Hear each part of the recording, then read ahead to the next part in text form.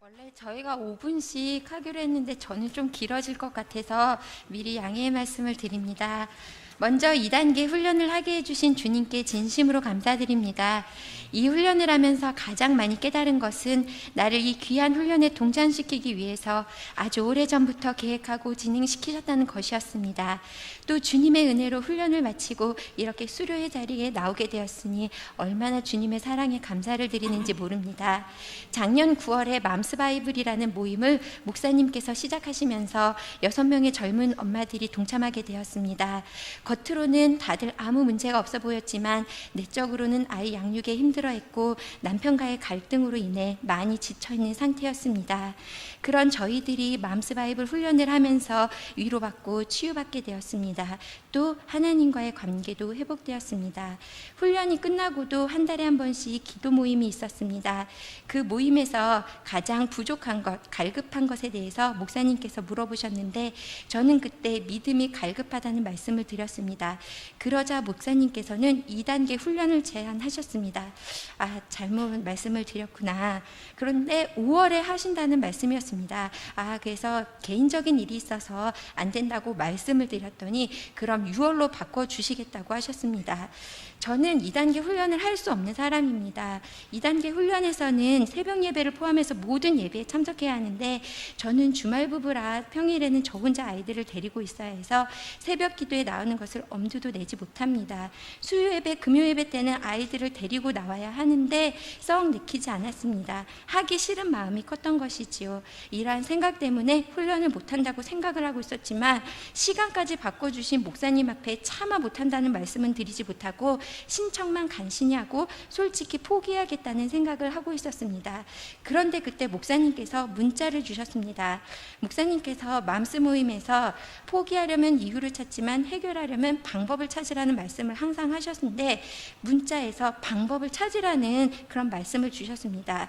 저는 포기하려고 여러 가지 이유를 생각하고 있었는데 내 생각을 꿰뚫어 보시는 목사님의 문자를 보고는 깜짝 놀랐습니다.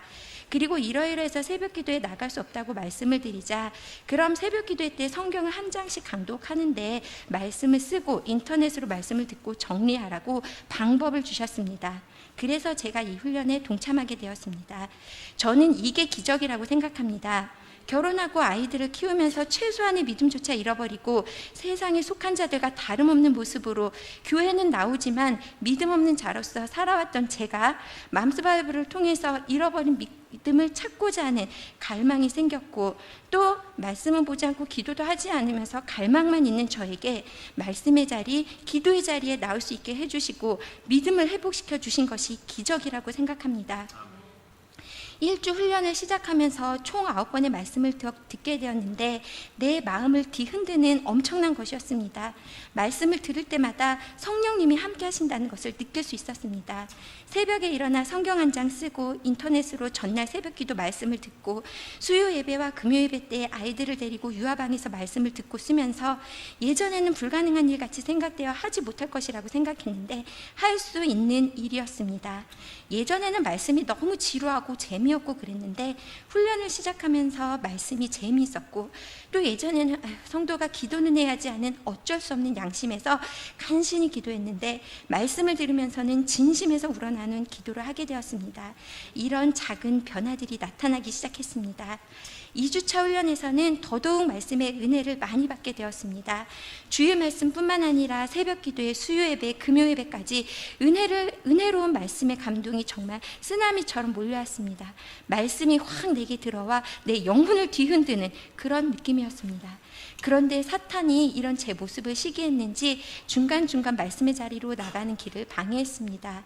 한 번은 아이들을 데리고 금요 예배에 가는데 아이들이 서로 싸우고 칭얼거려서 제가 화가 엄청나는 일이 생겼습니다. 그 화를 참지 못하고 이러한 마음으로는 교회 못 가겠다며 소리치고 발걸음을 집으로 옮겼습니다. 그래도 큰 아이가 아니야 엄마, 교회가 그 말을 해서 간신히 마음을 잡고 다시 교회에 올 수 있었습니다.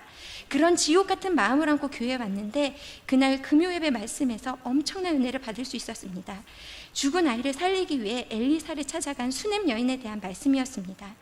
이 여인은 죽은 아이도 살릴 수 있는 믿음과 지혜가 있었는데 과연 나는 어떠한가? 아이를 살리기는커녕 살아있는 아이도 죽일 수 있는 것이 제 모습이었습니다. 정말 뒤통수로 망치를 꽝 얻어맞는 것 같았습니다. 순간 사탄에게 졌던 제 모습이 참 부끄러웠습니다. 그래도 주님께서 저희 아이를 통해 사탄을 이기고 다시 귀한 말씀을 깨닫게 해주셨습니다. 참 감사한 일입니다. 아이를 안고 기도하면서 참 많은 눈물을 흘렸고, 사탄에게 지지 않겠다고, 영적 전쟁에서 승리하겠다고 정말 다짐하였습니다.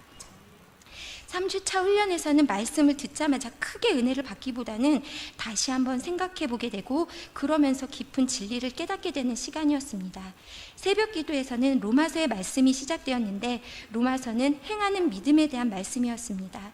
말씀을 행하면서 사는 것, 말은 쉽지만 그렇게 사는 것이 쉽지 않다는 것을 지금까지 살면서 느껴왔습니다.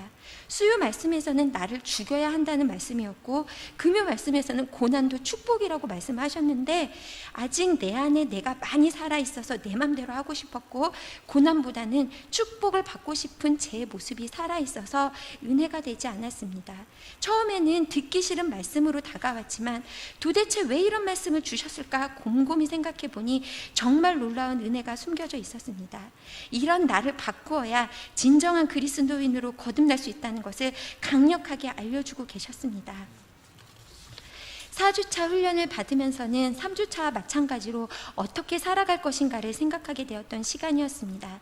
다른 점은 3주차에서는 하나님의 말씀에 반감을 가지는 내 자아가 살아있는 모습이었다면, 4주차에서는 그런 내가 죽고 하나님의 말씀대로 살아야 한다는 마음을 가지게 되었다는 것입니다. 로마서 말씀을 통해 사도 바울의 삶을 보면서 인간적인 모습과 하나님의 길 가운데서 고뇌했던 바울의 모습이, 바울의 고뇌와 고백이 오늘날 나의 고뇌이고 고백임을 깨닫게 되었습니다. 그러면서 거기에 안주하지 않고 하나님의 말씀을 따라 자신을 내려놓고 주의 일에 힘쓴 바울의 모습이 내가 걸어가야 할 길임을 깨닫게 되었습니다. 주일 말씀과 수요 말씀, 금요 기도 말씀을 통해서는 어떻게 기도해야 하는지에 대한 실질적인 방법을 알게 되었습니다. 문제가 닥쳐도 그것을 통해 일하시는 주님이시기에 기도해야 합니다. 나의 기도가 하나님에게 초점을 맞추는 기도여야 합니다. 믿음으로 눈을 뜬 맹인처럼 겸손하게 멈추지 않고 나의 한계를 넘어서는 기도를 해야 합니다. 거룩한 삶을 담보로 기도할 때 죽을 병이 나았던 히스기야처럼 문제가 생겼을 때 나의 삶을 담보로 기도해야 하고, 그러기 위해서 하나님의 말씀 안에 거하는 성경적인 삶을 살아야겠다는 것입니다. 훈련 기간 동안에 주님의 은혜로 주님 말씀대로 살아야겠다, 기도해야겠다 결심을 했지만 나약한 인간인지라 이러한 결심들이 언제 사라질지 모릅니다. 그래서 공식적인 훈련은 끝났지만 저에게 있어서는 새로운 시작이기도 합니다. 저는 한때는 의인이 되고 싶었습니다. 어렸을 때 성경을 보니 의인의 기도는 무엇이든지 이루어진다고 나와 있었거든요. 의인이 되기만 하면 얼마나 좋을까. 그런데 생각해 보니 그 의인은 그냥 되지 않겠지요. 이런 생각을 하는 나부터 주님께서 바꾸어 놓으시겠다는 생각이 들면서, 그렇게 살려면 의인이 되지 않고 내 마음대로 사는 것이 좋겠다는 어린 적은 생각을 어렸을 때 한 적이 있었습니다. 그런데 지금은 의인이 되기를 소망합니다. 주님께서 의인처럼 변화시켜 주시기를 바랍니다. 제가 정말 응답받아야 하는 절대절명의 기도를 위해서, 그 응답을 받기 위해서는 죽을 때까지 하나님의 말씀을 믿고 실천해야 하는데, 그렇게 하지 못할 일이 무엇이 있을까요? 참 제가 많이 변했다는 것을 깨닫습니다. 예전 같으면 이런 저의 모습이 참 싫은 모습이었을 것 같은데 지금은 얼마나 감사한지 모릅니다. 그래서 이렇게 감사함으로 나올 수 있었습니다. 우리 목사님의 말씀은 정말 능력이 있습니다. 그 능력은 주님께서 주시는 능력이겠지만 제 생각에는 다른 교회 목사님과 비할 수 없는 큰 능력이라고 생각합니다. 예전에는 똑같이 이런 말씀을 들었겠지만 은혜롭게 듣지 못했으나 이번 훈련을 통해선 은혜롭게 들을 수 있었습니다. 그것은 제 마음의 변화 때문인 것 같습니다. 똑같은 말씀이 떨어져도 내 마음이 메마르고 가시덤불이 자라고 새들이 쪼아먹게 내버려 두었기 때문에 말씀의 은혜를 받지 못했던 것 같습니다. 훈련을 받으며 마음을 가꾸니 옥토에 떨어진 씨앗처럼 싹이 나고 줄기가 생기고 가지가 생겼습니다.